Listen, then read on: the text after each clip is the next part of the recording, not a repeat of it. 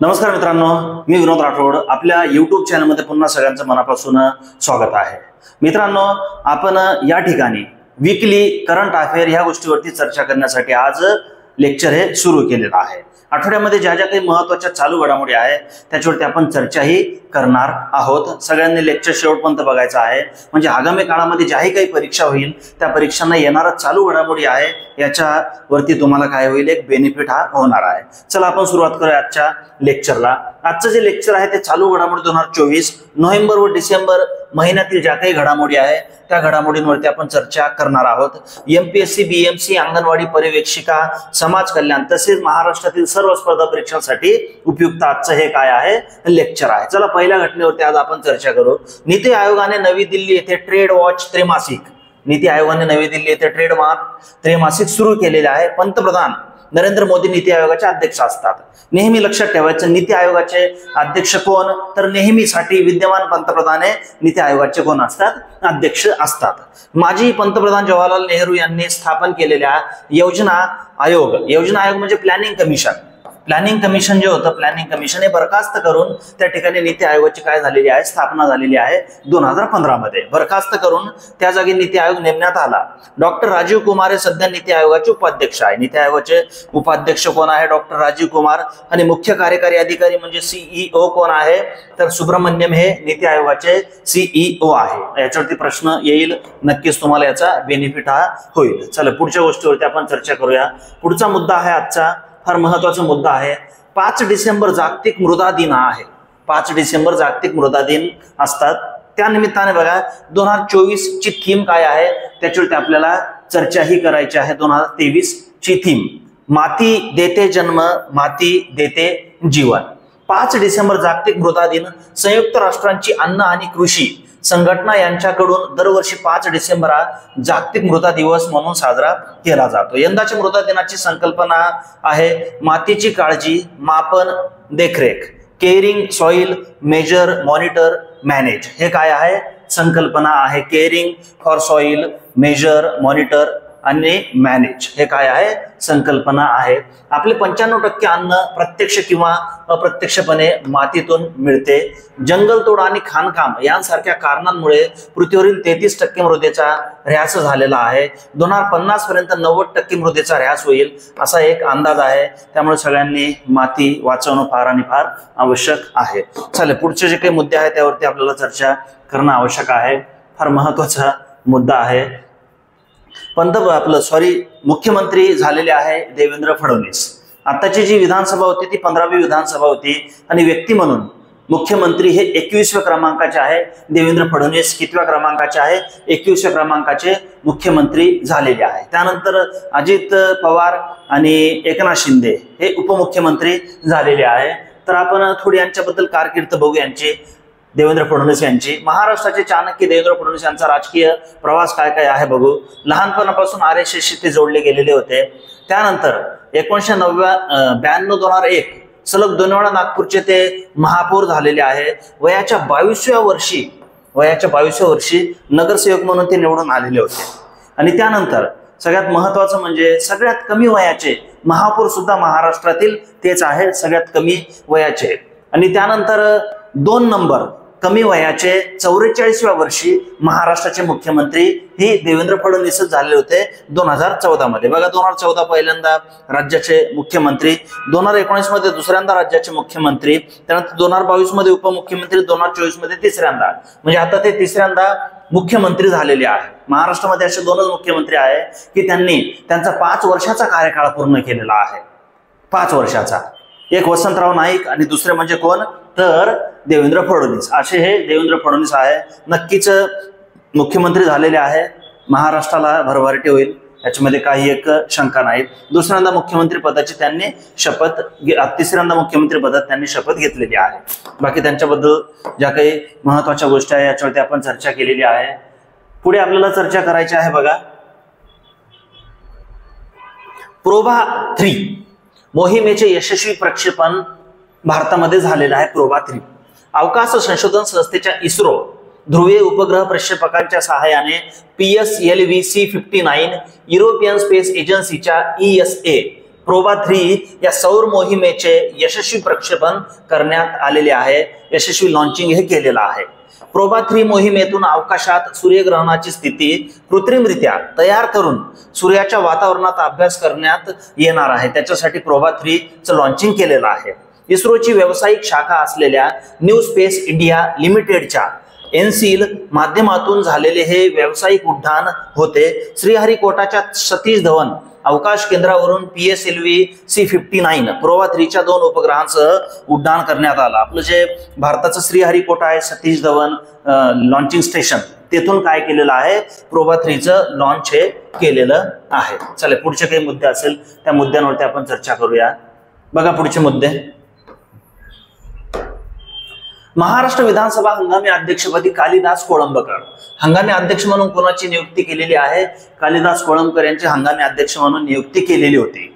कारण की मुख्यमंत्री आणि उपमुख्यमंत्र्यांनी शपथ घेतलेली होती, आता बाकीचे जे काही आमदार आहेत त्यांना शपथ द्यायचं होतं, त्याच्यासाठी यांची हंगामी अध्यक्ष म्हणून नियुक्ती केलेली आहे।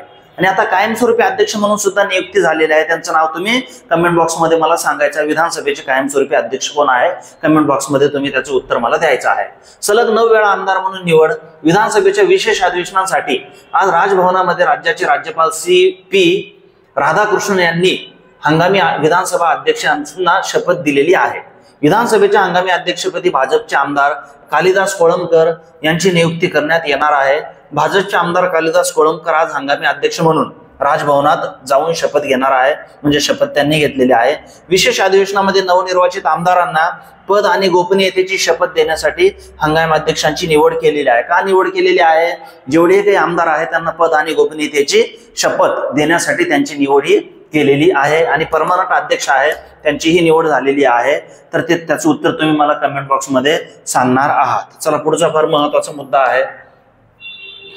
नामिबियाच्या इतिहासात पहिल्यांदाच राष्ट्राध्यक्षपदी महिलेची निवड, नेतुम्बो नंदी ऐनतवाहा बनल्या राष्ट्राध्यक्ष, म्हणजे नामिबियाच्या इतिहासामध्ये पहिल्यांदाच महिला राष्ट्राध्यक्ष झालेल्या आहेत, त्यांच्याबद्दल इथे बघू आपण। नामिबियाच्या राष्ट्राध्यक्षपदी नेतुम्बो यांची देशातील पहिली महिला अध्यक्ष म्हणून निवड झालेली आहे।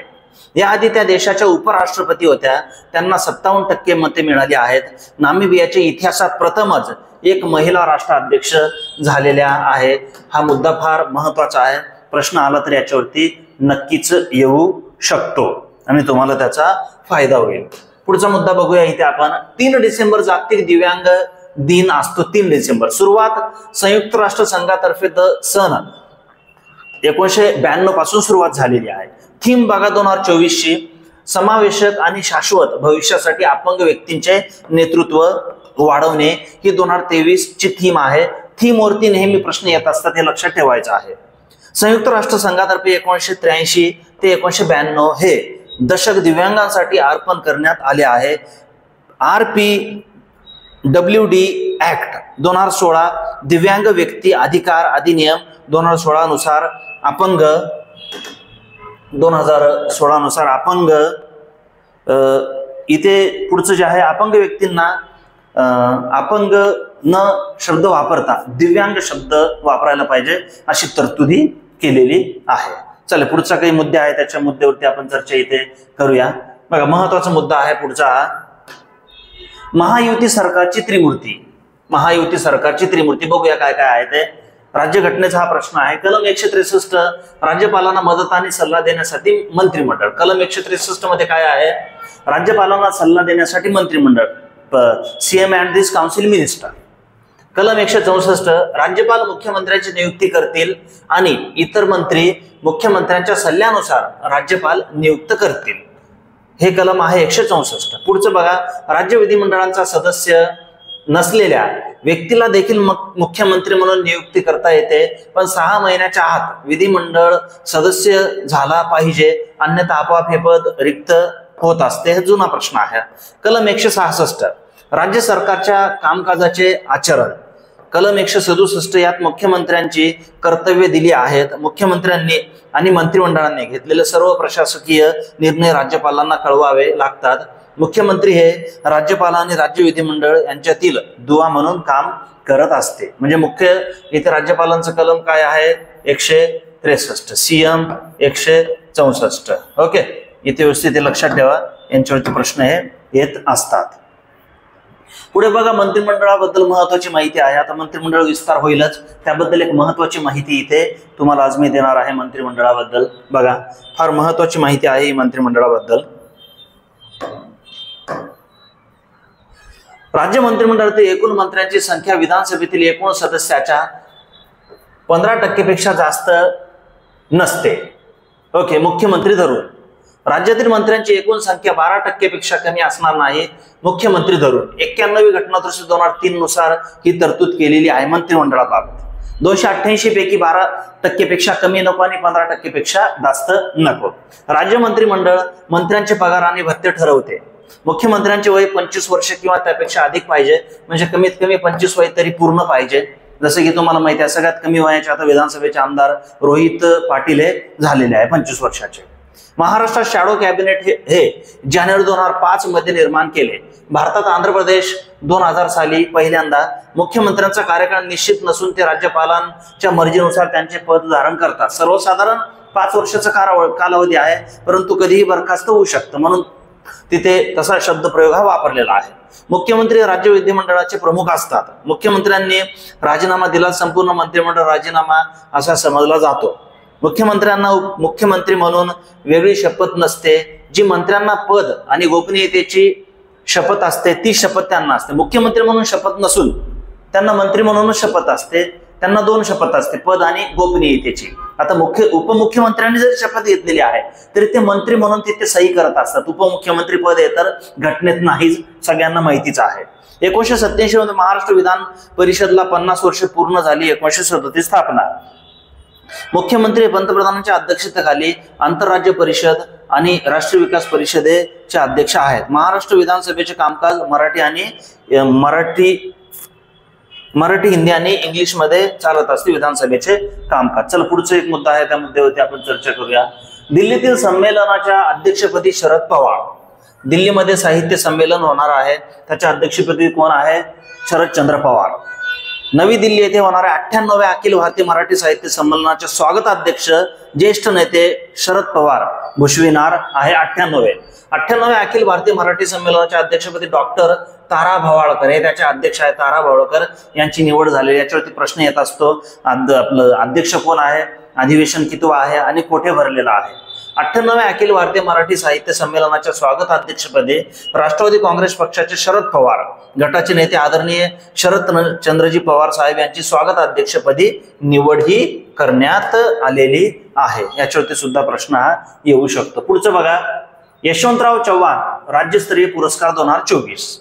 यशवंतराव चव्हाण राज्यस्तरीय पुरस्कार 2024. ज्येष्ठ इतिहासकार संशोधक डॉक्टर जयसिंगराव पवार यांना यशवंतराव चव्हाण राज्यस्तरीय पुरस्कार हा जाहीर झालेला आहे. यशवंतराव चव्हाण यांच्या 40व्या पुण्यतिथी निमित्त 25 नोव्हेंबर 2024 चव्हाण सेंटरचे अध्यक्ष शरद पवार यांच्या हस्ते डॉक्टर जयसिंगराव पवार यांना सदर पुरस्कार प्रदान करण्यात येणार आहे. सुरुवात 1990 मध्ये झालेली आहे.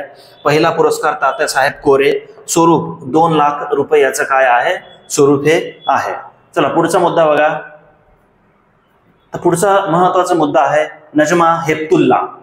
In pursuit of democracy beyond party line हे एक पुस्तक आहे. हे नजमा हेपतुल्ला यांचे आत्मचरित्र आहे. काय आहे? आत्मचरित्र. नुकतेच प्रसिद्ध झालेलं आहे. प्रश्न येऊ शकतो याच्यावरती की नजमा हेपतुल्ला यांचे आत्मचरित्र काय आहे ते. त्यानंतर आज आपल्याला शेवटच्या मुद्द्यावरती चर्चा करायची. महत्वाचा हा मुद्दा आहे, शेवटचा मुद्दा आहे आजचा. जय शाह यांचे आयसीसीच्या अध्यक्षपदी बिनविरोध निवड.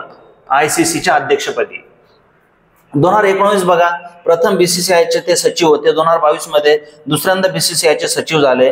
2024 मध्ये आता आयसीसीचे काय आहे ते चेअरमन आहे. भारतीय क्रिकेट नियामक मंडळाचे बीसीसीआय सचिव जय शाह यांनी आंतरराष्ट्रीय क्रिकेट परिषदेच्या म्हणजेच आयसीसीच्या अध्यक्षपदी सूत्रे हाती घेतली आहे. जय शाह हे आयसीसीचे 16वे अध्यक्ष असतील. 16वे अध्यक्ष. याच्यावरती प्रश्न येईल. न्यूझीलंडचे ग्रेग बार्केले यांची जागा घेऊन 36 वर्षीय जय शाह आयसीसीचे सर्वात तरुण अध्यक्ष बनले आहे. फक्त 36 वर्षाचे आहे, सर्वात तरुण आयसीसीचे अध्यक्ष. आयसीसी प्रमुख पद भूषवणारे जय शाह हे 5वे भारतीय आहे. 5वे. आतापर्यंत 4 भारतीय आयसीसीचे प्रमुख बनलेले आहे. जगमोहन दालमिया, शरदचंद्र पवार, एन श्रीनिवासन, शशांक मनोहर आणि त्यानंतर जय शहा हे ICCचे अध्यक्ष असणार आहे. मित्रांनो, भरपूर महत्वाच्या घटनेवर आपण इथे चर्चा केलेली आहे. नक्कीच याचा बेनिफिट आगामी परीक्षेत तुम्हाला होईल अशी अपेक्षा. सर्वांना शुभेच्छा. Thank you very much.